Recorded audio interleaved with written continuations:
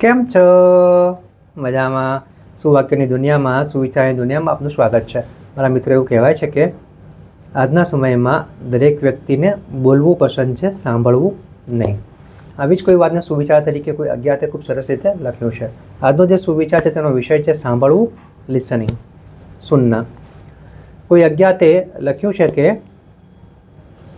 ધ્યાનથી સાંભળવું અને પછી જરૂર લાગે તો જ પ્રતિક્રિયા એટલે કે જવાબ આપવો.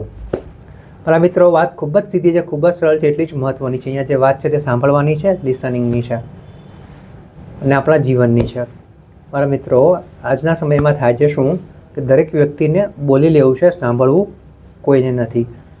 દરેકને એવું જ છે કે ભાઈ મને જ કંઈ કીધું છે, મેં કંઈ સાંભળ્યું છે તો સામે તરત જ હું જવાબ આપી દઉં. એક રીતે આ વાત સાચી પણ છે અને ખોટી પણ છે, કારણ કે જ્યારે આપણે ધ્યાનથી સાંભળતા નથી અને ફક્ત જવાબ આપવાની પર આપણે ધ્યાન આપીએ છીએ ત્યારે આપણે સવાલથી હટીને કંઈ અલગ જ જવાબ આપી દઈએ છીએ, જે આપણને અવરોધરૂપ આપણા જીવનની ગતિને અટકાવે છે.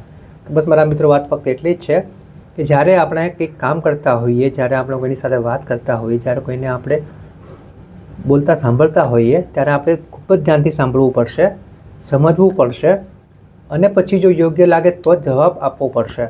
કારણ કે દરેક વસ્તુ જે સાંભળીએ છીએ તેનો જવાબ આપવો જરૂરી નથી. તે આપણે નક્કી કરવાનું છે કે જે આપણે સાંભળ્યું છે, જે કંઈ ક્રિયા થઈ છે તેની પ્રતિક્રિયા આપવી જરૂરી છે કે નથી. જો આપણે આટલું શીખી શકીએ કે ક્યાં જવાબ આપવાનો છે, ક્યાં ચૂપ રહેવાનું છે, ક્યાં સાંભળવાનું છે, ક્યાં સમજવાનું છે, જો આટલું આપણે શીખી શકીએ તો ચોક્કસ જ આપણે આપણા જે સંબંધો છે એ સંબંધોમાં આપણે સુધારો કરી શકીએ છીએ, સંબંધો આપણા લાંબા ટકી શકે છે અને સાથે સાથે આપણું જીવન પણ એટલું જ વધારે સારું બની શકે છે.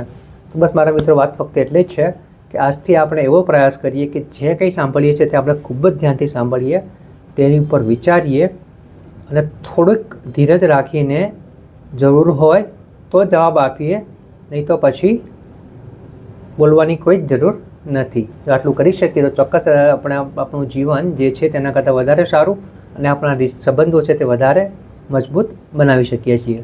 Thank you.